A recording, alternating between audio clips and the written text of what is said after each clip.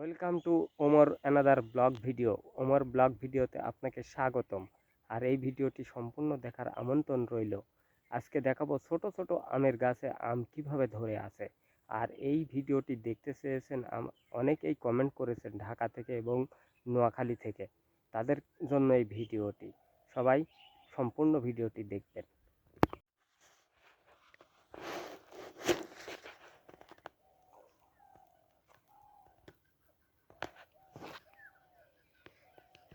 এই দেখুন মাটি, দেখেন মাটি থেকে কতটুক নিচে আম দেখতেই পাচ্ছেন। একদম ছোট গাছ, দেখুন আম কিভাবে ধরে আছে। এটা সম্পূর্ণরূপে দেখুন, একদম ছোট গাছ। দেখুন কত ছোট গাছে আম কিভাবে ধরে আছে। শুধু এক গাছে নয়, এরকম বাগানের ভিতরে প্রত্যেকটি গাছেই এরকম আম ধরে ধরে আছে। আর এই আমগুলা খেতে এতই সুস্বাদু, যা না খেলে কখনোই ভোলা যাবে না। এটা আমরুপালি আম। বাগানের ভিতরে অনেক প্রজাতির আম আছে।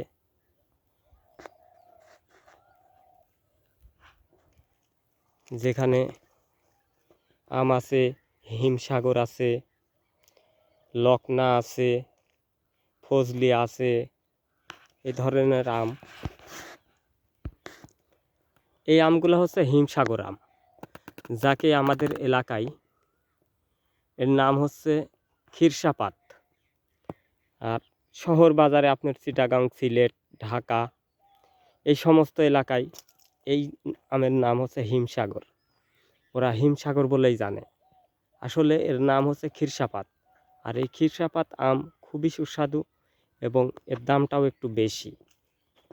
আর এই আমের একটা মূল কাহিনী আছে। এই আমের রোগ বালাই বেশি। এই আমকে পরিচর্যা করতে হয় খুব সূক্ষ্মভাবে। তাছাড়া এগুলাতে পোকামাকড় বেশি ধরে।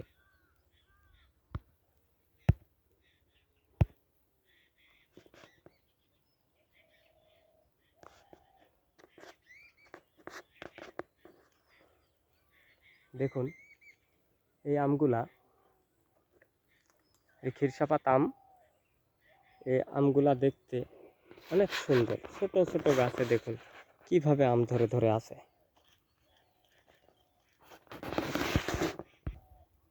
এটা নতুন বাগান, এ কারণে আমগুলো একটু সাইজে ছোট, কিন্তু গাছও ছোট।